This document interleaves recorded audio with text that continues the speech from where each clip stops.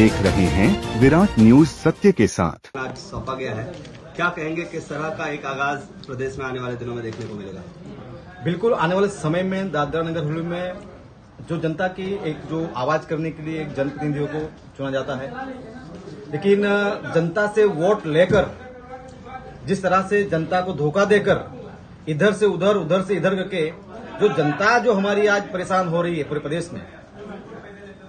तो उसी चीज को लेकर हम लोग यहाँ पर पूरे दादरा नगर हवेली में, जैसे मैंने कहा पूर्व में कि ये लोग 56 लोग हैं जो पूरे दादरा नगर हवेली का जो सत्यानाश हो रहा है, जो गलत होते हुए भी सबको पता है कि प्रशासन के कुछ ऐसी जो नीतियां हैं वो गलत है, बावजूद प्रशासन के हाँ में हाँ मिलाकर जो काम कर रहे हैं। सबसे पहले तो हम लोग वही काम करेंगे। 56 लोग हैं, 20 पंचायत के जनप्रतिनिधि, ग्राम पंचायत के जो सरपंच है, 20 जिला सदस्य, 15 काउंसिलर और एक सांसद। इन सब लोगों ने अब तक कई सालों से जनता से वोट लेकर, जनता को गुमराह करके, लोभ लालच देकर जो वोट लेकर उसको सत्ता लेने के बाद, लेकिन जो जनता के प्रति जो जिम्मेदारी होनी चाहिए थी वो नहीं निभा पा रहे हैं। तो सबसे पहले आने वाले समय में हमारा यही अभियान है, आने वाले 6 महीने के बाद लोकल सेल्फ गवर्नमेंट जो चुनाव होने वाले हैं उसमें कांग्रेस पार्टी पूरी ताकत से ये 56 लोगों को घर बिठाने के लिए काम करने के लिए पूरी ताकत लगा देगी। यही नहीं, साथ में हम लोग विकास के कार्यों में, प्रशासन जहां जनता के हित के कार्यों को लेकर कार्य करेगी, तो प्रदेश की शासन प्रशासन हम साथ में हैं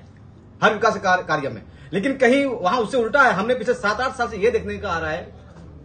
कि दादरा नगर हवेली में पिछले 7-8 साल में लॉ एंड ऑर्डर की जो परिस्थितियां जो है, जो स्थिति, खुद प्रशासनिक पुलिस फोर्स के साथ, पुलिस के साथ मिलकर जिला प्रशासन खुद लॉ एंड ऑर्डर की परिस्थिति खड़ी कर रहे हैं। बेनिफिट ये है, अच्छा ये है यहाँ की जनता, जो यहाँ के जो लोग हैं, ये लोग शांति प्रिय लोग हैं, इसलिए कभी लॉ एंड ऑर्डर की स्थिति यहाँ पर खड़ी नहीं हुई। लेकिन अभी हम ये लोग हमने तैयार कर ली है, जिसे आप सबको पता है, दादरा नगर हवेली खानवेल विस्तार में जो एक आदिवासी परिवार का घर तोड़ने की घटना जो बनी, हाईकोर्ट और सिविल कोर्ट के बाद जजमेंट होने के बाद भी उन्होंने जिस हिसाब से प्रशासन ने तानाशाही मनमानी करके परिवार को पकड़ किया और घर तोड़ दिया और कई कुछ लोगों के हाथ उठ गए हैं। तो इस तरह की जो घटना हो रही है, ऐसी घटना जो निंदनीय है, और उस घटनाओं को लेकर हजारों की संख्या में लोग रोड पर उतरे, आंदोलन हुए और शासन प्रशासन बैकफुट पर आया और मुझे ऐसी इतनी मजबूरी हुई कि मुझे अरेस्ट करना पड़ा, मुझे जेल में बिठाना पड़ा। लेकिन आपके माध्यम से उन अधिकारियों को जो बीजेपी के एजेंट बनकर दिल्ली से अधिकारी, संविधान की कसम खाकर आने वाले अधिकारियों को भी आपके माध्यम से बताना चाहता हूं कि प्रभु टोकिया जेल से डरने वाला नहीं है। प्रभु टोकिया तो आंदोलन से पैदा हुआ है। हर दिन हम तो आंदोलन, रैली, धरना करके ही पैदा हुए हैं यहाँ से, और यहाँ 15-20 साल में यहाँ तक पहुंचे हैं। तो मेरे लिए जेल जाना और शासन प्रशासन का अधिकारियों को घेराव करना मेरे लिए नई बात नहीं है। लेकिन कभी भी प्रभु टोकिया ने लॉ एंड ऑर्डर, कानून व्यवस्था बिगाड़ नहीं। कानून और संविधान के दायरे में हमने 15-20 साल से, आप सभी साथी जानते हैं, आप लोगों ने मीडिया में कवरेज किया है, कभी भी हमने लॉ एंड ऑर्डर और कानून से बाहर जाकर कार्य नहीं किया है। तो आपके माध्यम से संदेश है, दादरा नगर अब तक जो भी हुआ है, लेकिन अभी प्योर कांग्रेस एक मजबूत के साथ, जिस हिसाब से हमारे सदन के हमारे जो नेता है, विरोध पक्ष नेता आदरणीय राहुल जी गांधी, जिस हिसाब से लोकसभा में जो आपको पता है कभी जो कानून लाए जा रहे हैं, जो राहुल जी गांधी ने कहा है, वो सब सरकार बैकफुट पर आके उस कार्य को किया जा रहा है। तो लोकसभा में वो जो कार्य कर रहे हैं, बिल्कुल विपक्ष क्या होता है, भाजपा के एजेंट बनकर जो अधिकारी काम कर रहे हैं, उनको एहसास करेंगे कि क्या विपक्ष होता है और विपक्ष कब सरकार में आएगा, और जब सरकार में आएगा विपक्ष तो इनकी हालत हम क्या करेंगे, उनको समझना चाहिए। स्थानीय और परप्रांतीयों को लेकर किस तरह से कांग्रेस आने वाले दिनों में नजर आएगी? देखिए, एक बात मुझे बहुत बात, मैंने 15-20 साल से जाहिर जीवन में हूं,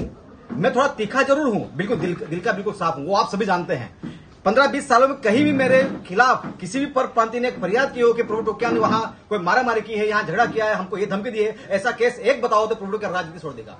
हम मानवतावादी लोग हैं, यहाँ शांतिप्रिय एरिया है, पूरे देश का एक ही ऐसा विस्तार है, यहाँ पर मिनी भारत कहा जाता है। और पूरे देश में आपको बताओ कि दादरा नगर हवेली में कांग्रेस के कार्यकाल में हजारों औद्योगिक इकाइयां आई और पूरे देश से लोग यहाँ पर नौकरी, धंधा, व्यवसाय करने के लिए आए हैं। और मुझे आपके चैनलों के माध्यम से बताना चाहिए कि जो साथी कांग्रेस के कार्यकाल में जो औद्योगिक इकाइयां बनी है, आप किसका विरोध कर रहे हैं? जिस माँ बाप ने मेहनत करके आपको बड़ा किया है, आज आपको नौकरी धंधा करने के लिए लायक बनाया है, आपको लखपति बनाया है, आपको करोड़पति बनाया है, यहाँ आपके लाख 2 लाख 10 लाख 20 लाख करोड़ के गाड़ियों में घूम रहे हो, बंगलों में रह रहे हो, और अभी आप कांग्रेस के ऊपर सवाल खड़े कर रहे हो। हाँ, ये जरूर कहूंगा कि कांग्रेस में से कुछ लोग थे जो बीजेपी के एजेंट बनकर यहाँ पर काम करते, तो हमारे आदरणीय राहुल जी ने ऐसे लोगों को घर बिठाने का काम शुरू कर दिया है। आने वाले समय में प्रभु भाई किस प्रकार से कांग्रेस लोगों के बीच जाएगी और किस प्रकार से अपनी कमेटी को मजबूत करेगी, अपना एक नया टीम बनाएगी और किस प्रकार से चुनाव में अपना कांग्रेस यहाँ पर पदाधिकारी बांटने काम नहीं करेगी। कांग्रेस यहाँ पर लड़ने वाले सैनिक पैदा करेगी और आला कमान का जो भी आदेश होगा उनके दिशा निर्देश में हम लोग कार्य करेंगे। बहुत बहुत धन्यवाद।